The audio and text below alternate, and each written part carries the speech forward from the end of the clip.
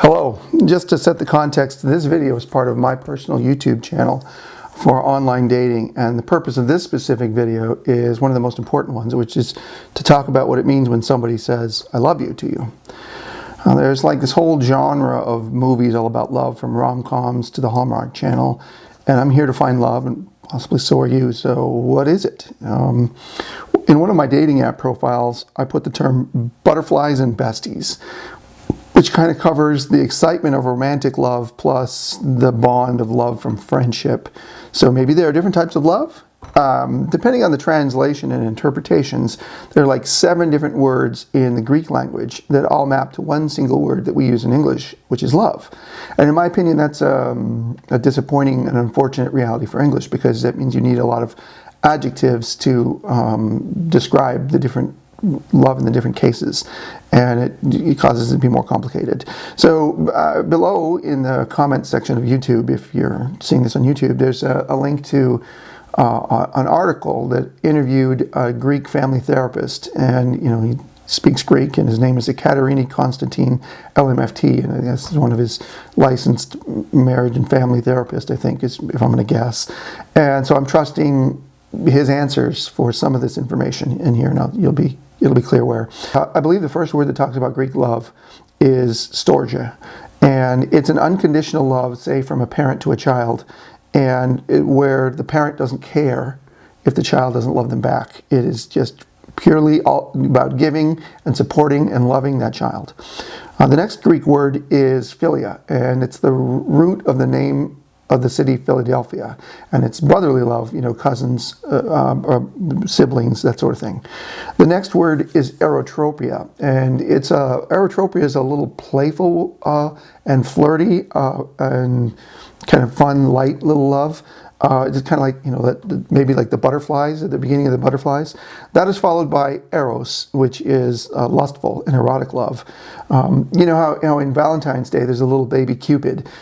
Cupid is probably the romanization of the name of the baby, which was originally named in Greek, because this is from Greek gods, and his name in Greek mythology is Eros, and that's erotic love, the passion, the fun stuff between committed partners.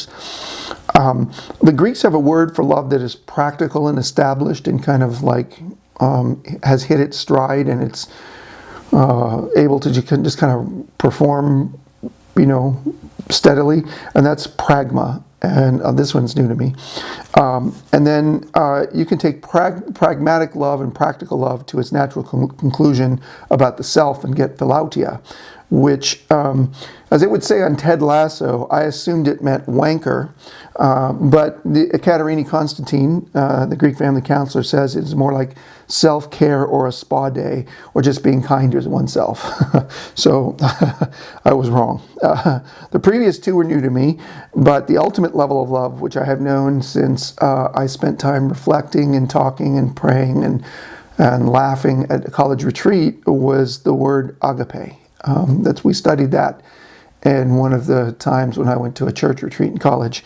And agape is a love that is wholly selfless, altruistic, open. It expects nothing in return, and you don't even have to be connected to the person to whom you're giving this altruistic love. It's just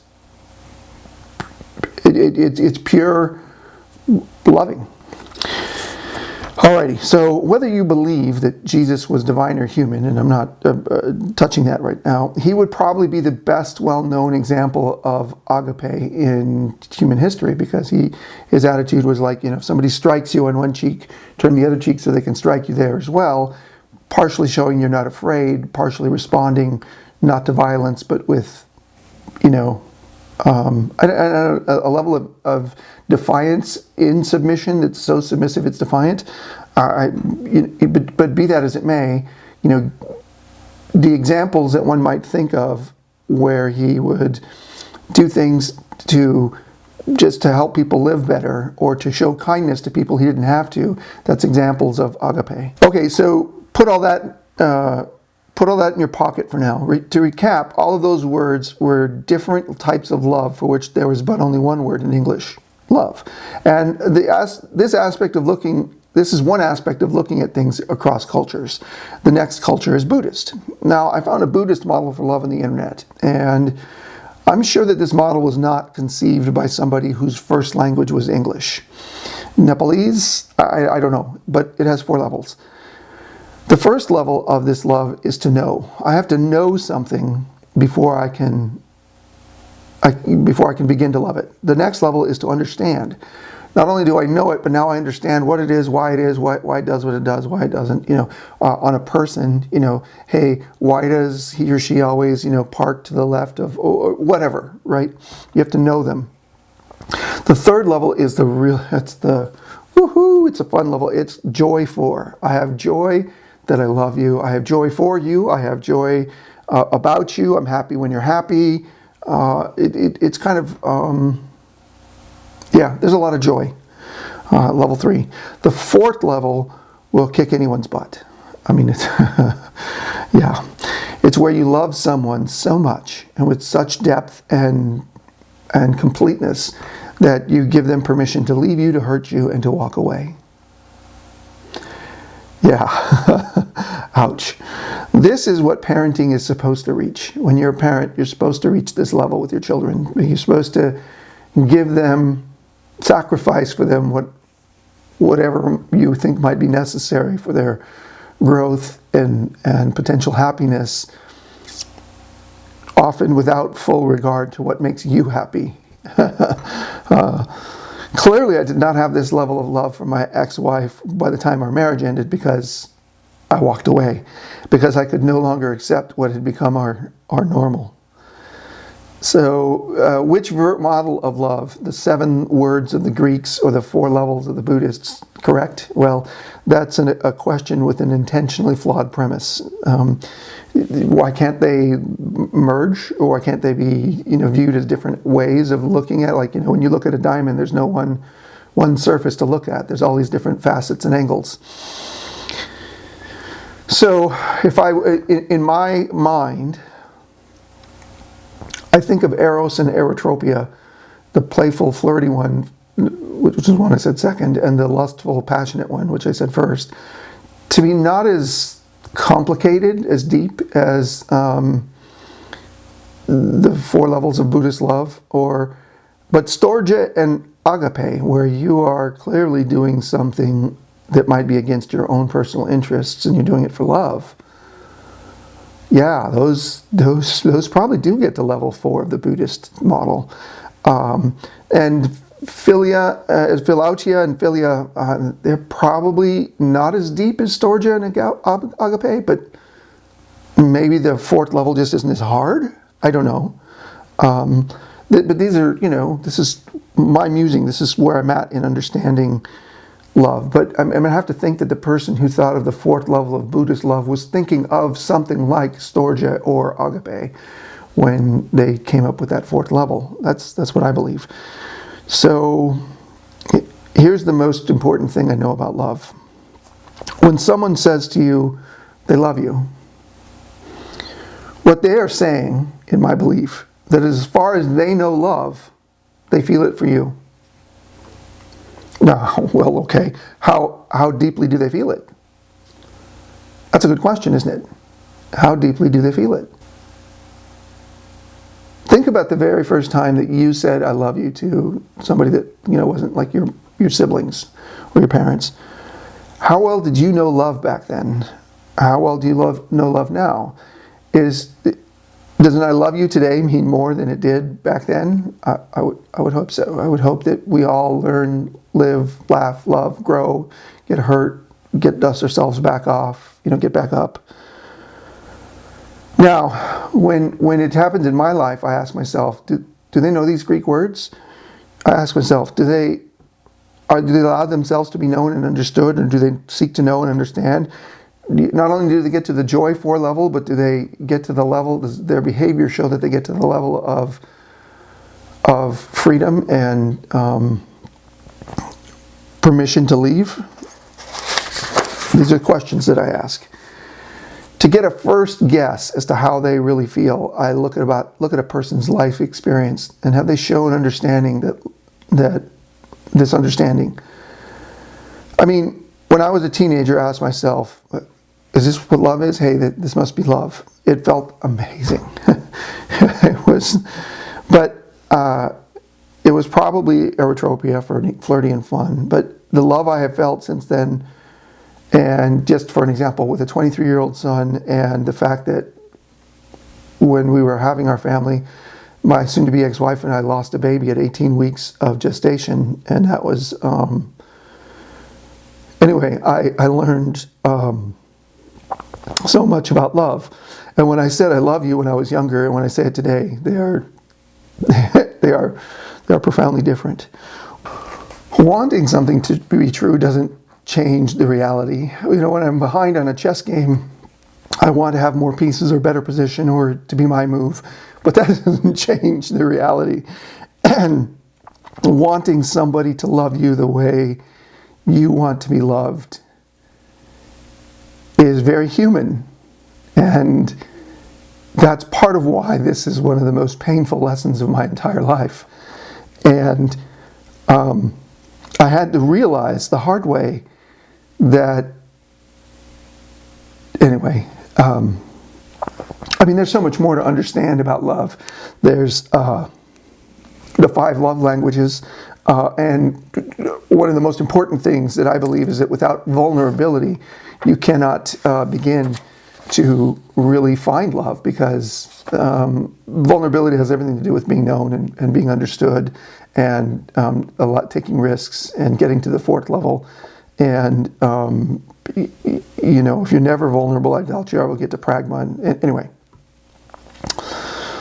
yeah. So that was the single hardest and most painful lesson in my life, and I'm sharing it with the internet. And part of the reason why is I want you to understand, as somebody who could potentially swipe right on me, and some people are very, very, very serious, like I am. I mean, you know, about finding the right person. You know, I've said, it's so funny to me. If I wanted to be with the wrong person, I could have saved a whole divorce and just stayed with the mother of my children, which is something no one else can offer me. Yeah, no. So I posted this on the internet because I want to help you, maybe, even if we never meet, have better luck in love, in part because it favors the prepared and the, you know, those who work at it. And this is some ways it might be easier to understand when you're working at it and other people aren't. So anyway, all of this being done because I am just lousy at texting. There's some people that I think I could fit amazingly with, and I'd like to get to know them and find out. And I don't hear back from them on dating apps, in part because I'm lousy at texting, or maybe because they're distracted. But hopefully this will give people the confidence to either, like, say, I don't want none of this guy, and go ahead, swipe left, which I know for you this is right, but anyway, that's left for me. And you know, if you're like, no, I want to like to get to know this guy, so then swipe right, you know, but do either one of them with more confidence, because yeah, I don't want to spend lots of time with the person who doesn't you know, isn't the right fit for me. So next video. Oh yeah, so, you know, one of the things that I can say for certain is, what the world needs now is love, sweet love. All right, okay. So if you're interested, please pick another video. This one's going to end, so something is going to pop on the screen. I'm going to tell you a bad joke at the end of this, but here's the next couple of choices. The next one in the order is my Myers-Briggs personality type combined with what I do for fun. The one after that is encouraging people not to be shy and to reach out to. Partially, it's better to have loved and lost than never have loved at all. You know, but more just about, anyway. It's a little bit about gender roles too in dating websites.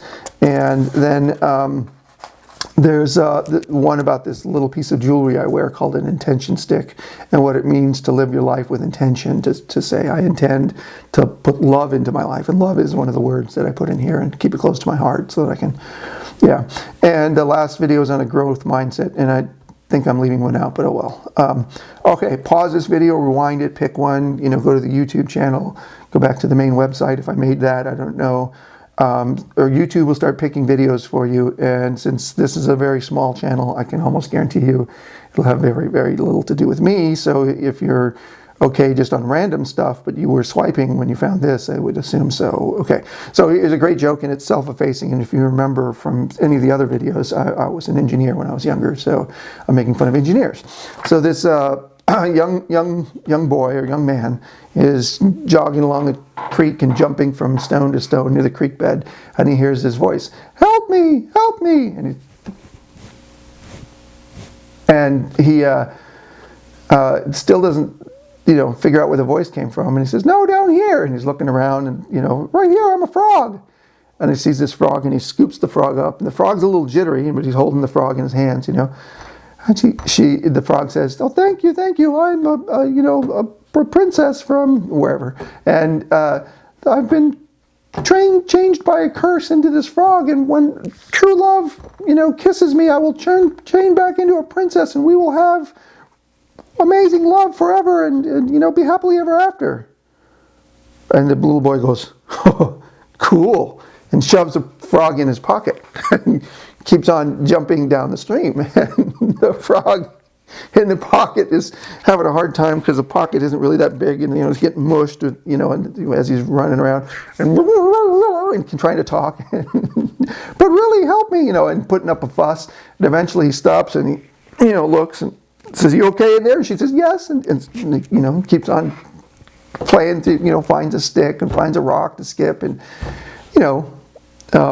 thoroughly uninterested, and but has a frog in his pocket. And the frog is protesting and talking and trying to get him to let her out, and eventually stops and says, "What's going on in there?" And she says, "No, really, I'm a princess. When you kiss me, I will turn back into a human, and we will have, true love forever." And he's like, "Whatevs," And she says, "Don't you want love and a princess and true love?" And he says, "Look, lady, I'm an engineer. I don't know what love is, really. But a talking frog, now that's cool." So, yeah, engineers.